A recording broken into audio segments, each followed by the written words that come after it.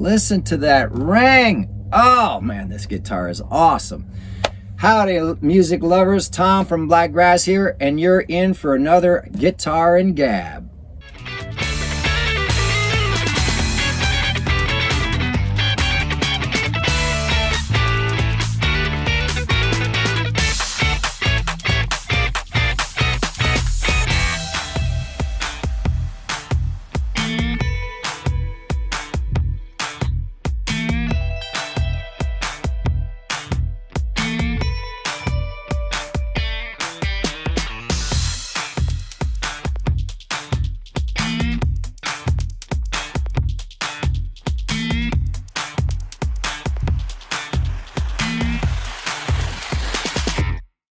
All right, let's get to it, y'all. Howdy, music lovers. Tom from Blakgraz. This is Betty, and I was playing my most popular song for last month. For right? January 2026. For January 2026, and that is the beginning of Me Gusta.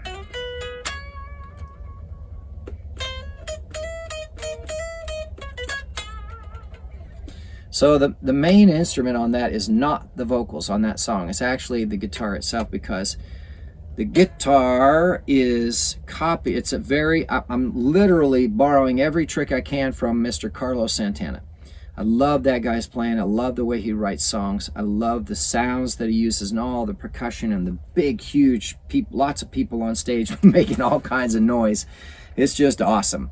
And I also love kind of the jam session, sessions that he dives into occasionally at live shows.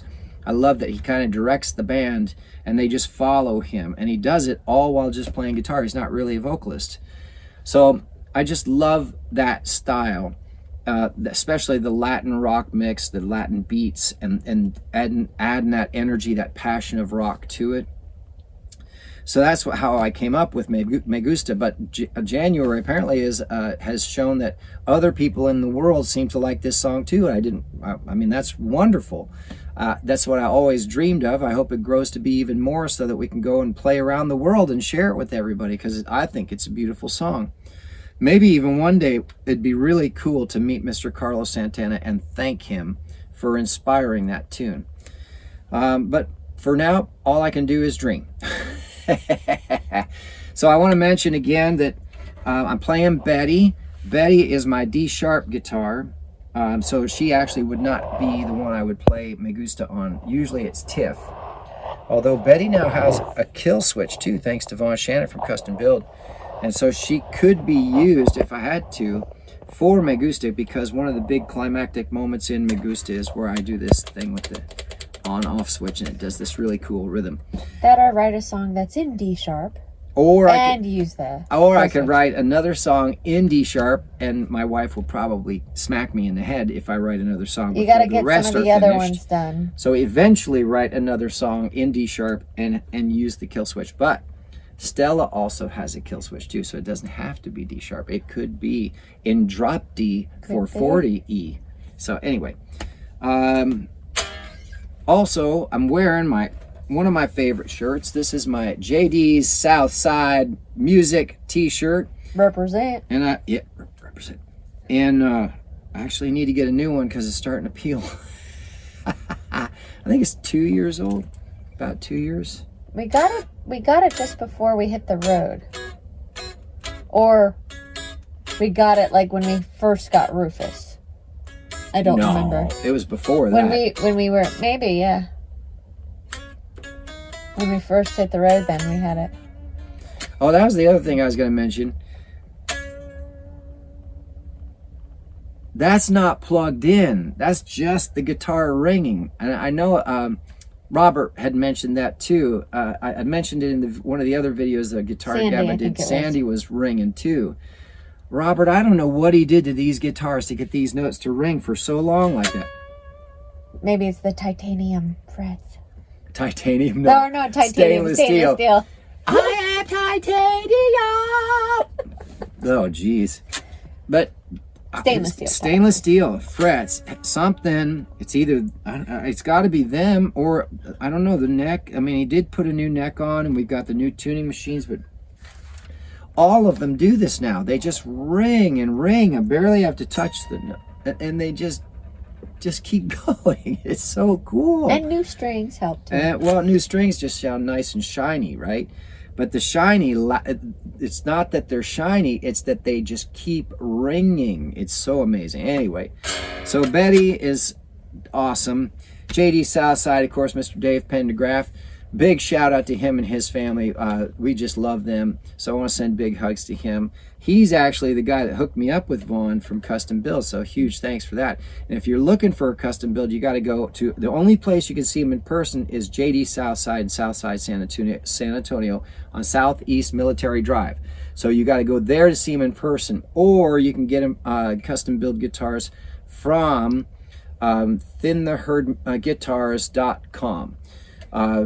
And so Me Gusta was written to be just really rhythmic. It's got a lot of percussion in it and a lot of energy in it, and it builds up to this big, huge climactic moment. And it was really cool too, because my wife Martha had actually described the song as like this young couple, they're at some event. You mean the solo itself?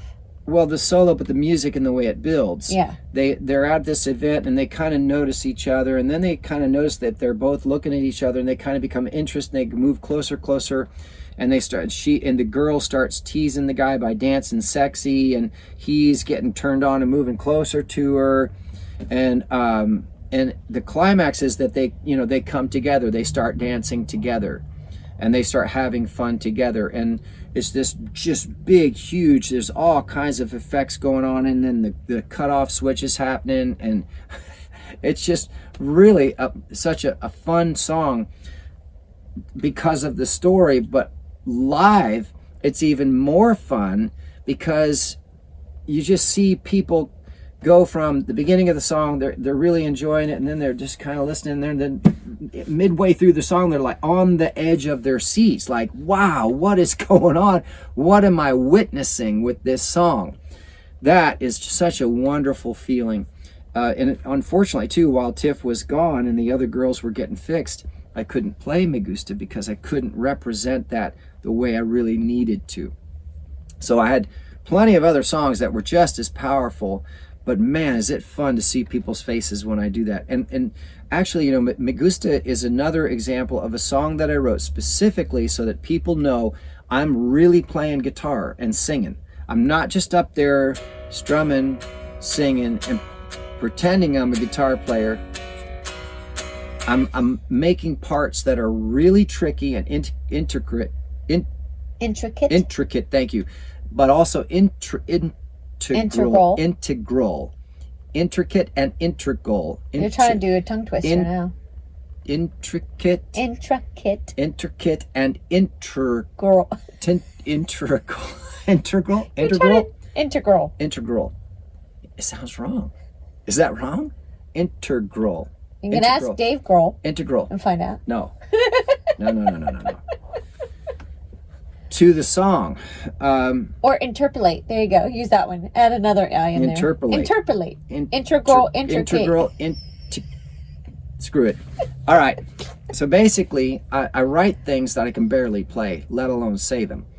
Sometimes I even write stuff that I have to sing, and it's a tongue twister, like in I Just Wanna Be, which you have not heard yet.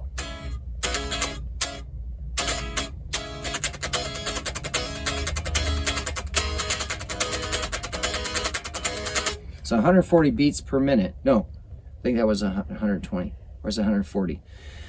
The words happen really fast. Taking away those fancy clothes, taking away those shiny robes. Oh no, it's really fast. And you've got to enunciate it because it's happening so fast. You want people to hear what you're saying, right? But anyway, stuff like that. I do that to myself on a regular basis. And Me Gusta was one of them for a long time. It took me a long time to figure out what the solo was even going to be.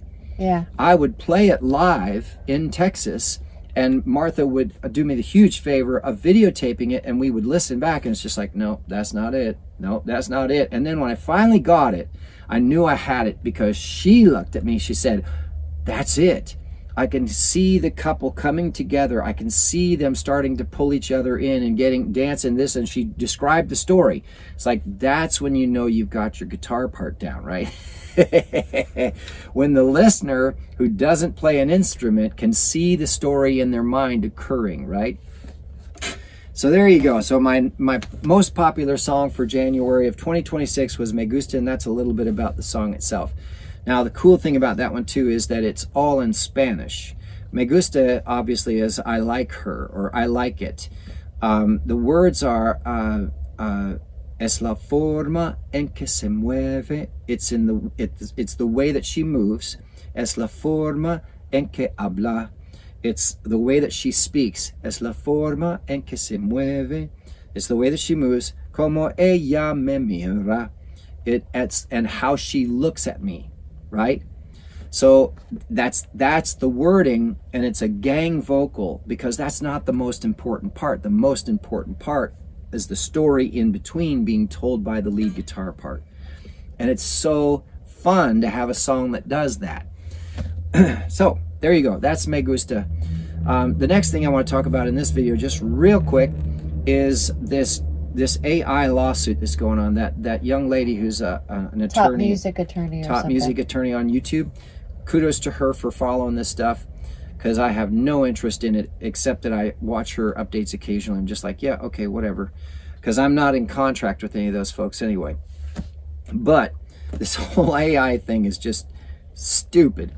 So the AI companies, of course, are claiming that they're when you can access videos on YouTube, it's just fair use. But YouTube is saying, no, we put things in place to make it so you can't download them unless you break through their safety guards, right? You can watch them, but you can't download them. You can enjoy the art, but you can't download it and use it for your software. So two things real quick. So they're calling it fair use, and the artists are saying, no, that's not fair use. We put it on YouTube because we knew it'd be safe.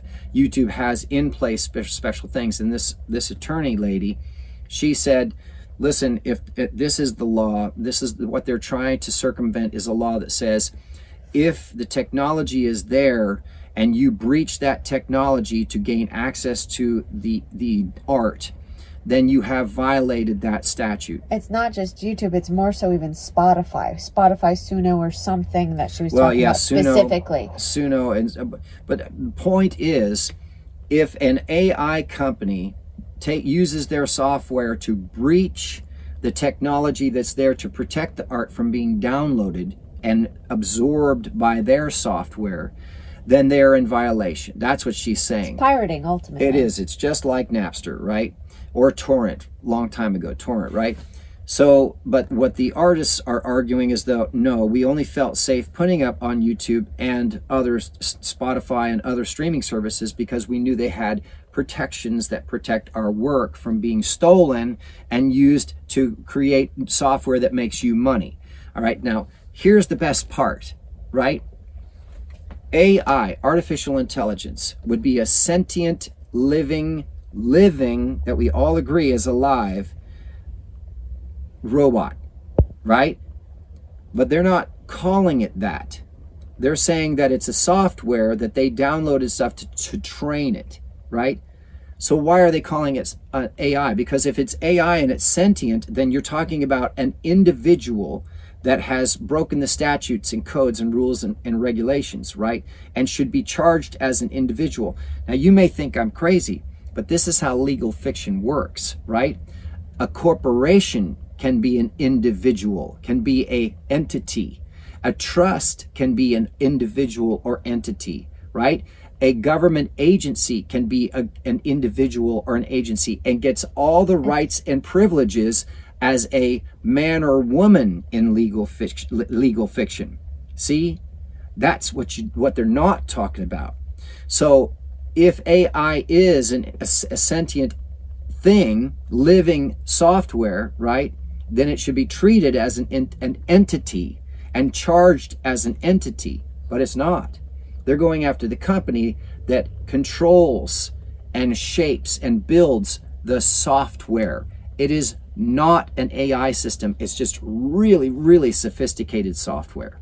It's just something you've never seen before, and they're just throwing AI around like it's just, jelly beans at a zoo. So that's my view on it, right? they're gonna steal this stuff anyway. People have been pirating art. People have been stealing art. I mean, that robbery in 7 minutes that happened at the Louvre. Come on.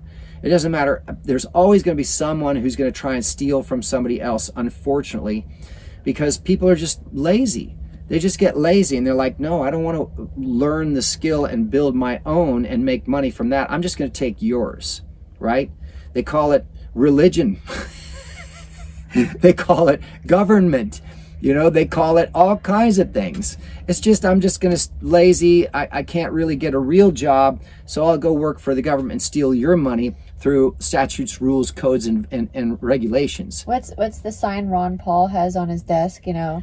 Don't steal. The government doesn't like competition. Yeah. Yeah, don't steal. The government doesn't like competition. He had it right from the beginning.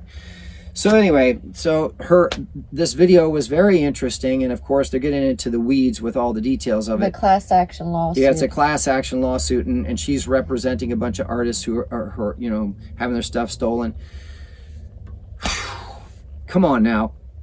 You know dang well that when the tide rises, it raises all boats, okay? So if you can get your music so popular that people are pirating it, that probably means that you're making a buttload of money on ticket sales and merch and other avenues as well. We all know streaming doesn't pay, so what's the point, right?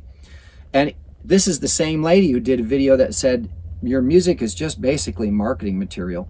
You're just putting music out there so people know your brand. Your brand is the value. Blakgraz, the name, is the value. Aerosmith is the name, the value. Van Halen is the value. Maroon 5. The songs are just the advertisement to go check out the brand.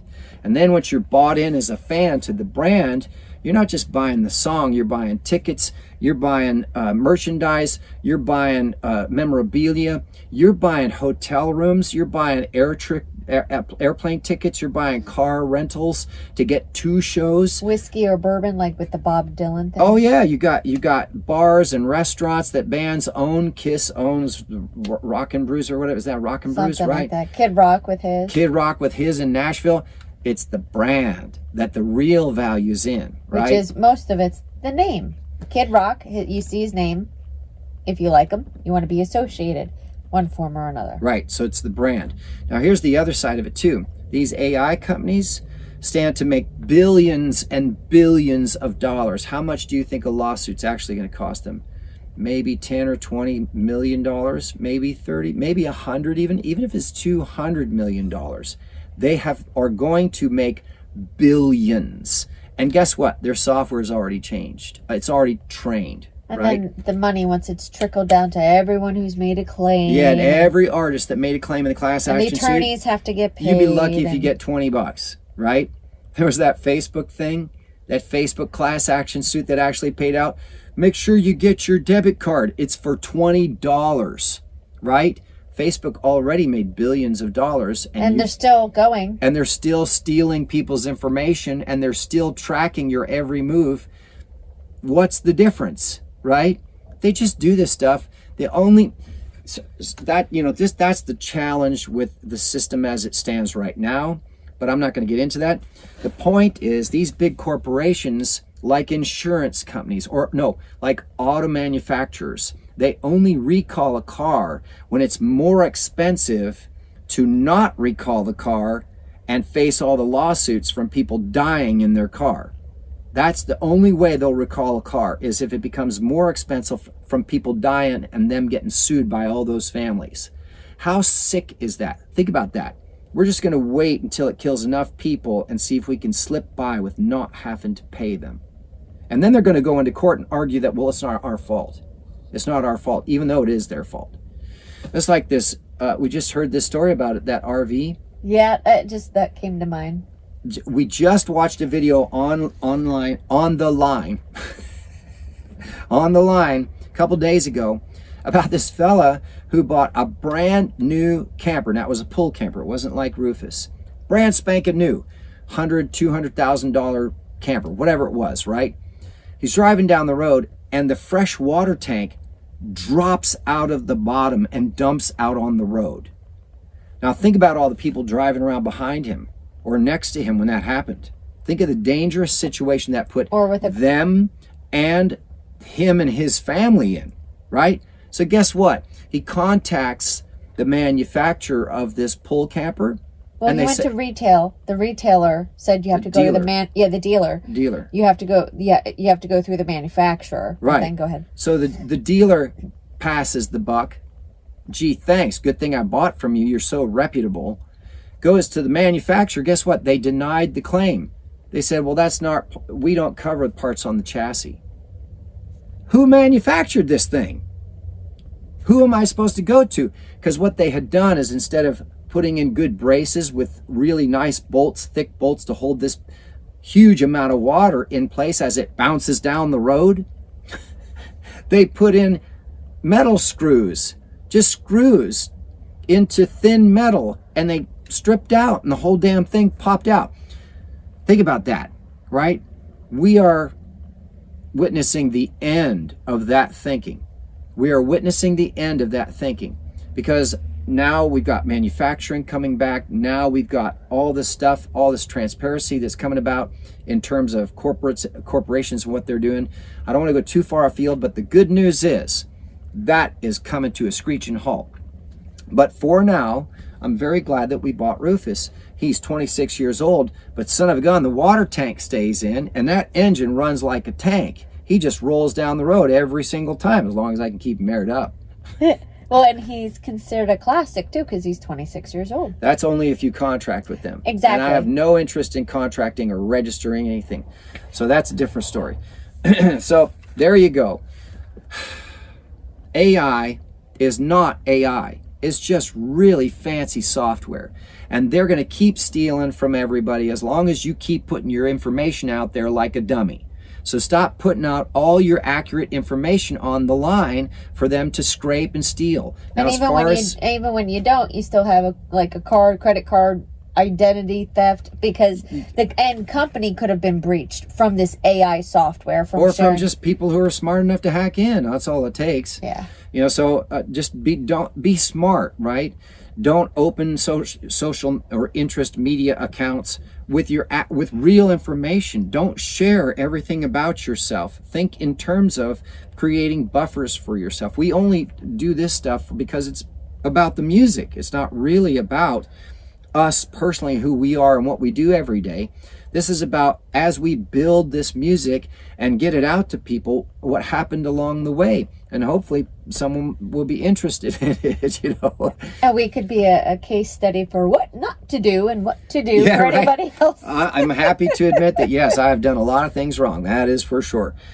So yeah, if you're a musician now and you're thinking about, releasing your song, know that there's a real strong possibility that it's going to be scraped by an AI company, that Spotify is probably not going to pay you much. They're going to make a buttload of money off your music, but you're not going to make much off that. That, YouTube has some good protections, but that doesn't always work. People steal stuff all the time. So it's really just, you got to be smart, right? You can't let that stuff stop you. It's like the last video we did about Nickelback, right? You just got to keep playing live, and you got to keep writing new songs, and you just keep moving down the road and making more fans. Because after a while, what happens is the tide turns for your favor. And then they're all knocking on your door, Spotify, Apple, all the corporations, the AI. They're like, hey, we really like what you're doing and all the crowd that you've got and all these people following you. Can we work with you in one way or another? And you can either tell them to go pound sand, or you can tell them, yeah, but here's how we're going to do it, and it's going to be on my terms, right? You're in the driver's seat then. That's how you get in the driver's seat. You just keep touring, you keep writing music, and you keep putting stuff out, and you keep finding those super fans who are loyal to what you're doing, to your brand, not just one song, but to your whole brand and everything that you do. So there you go. My perspective on AI again, and I am super opinionated. What do we know? You're just a musician. But what do I know? I'm just a musician. I don't know nothing, right? Hey, forget about it. So anyway, all right, thanks everybody for tuning in. If you like this, please do us a huge favor. Like and subscribe. But also, please do us a real favor and check out the links down below. We've got CDs for sale. We got merch online. We've got merch, handmade t-shirts at live shows. And we've got emotional support beverage koozies at live shows. But more important, as always, I would love to meet you, look you in the eye, and shake your hand and thank you in person for just being so amazing. All right, y'all. We'll see you next time.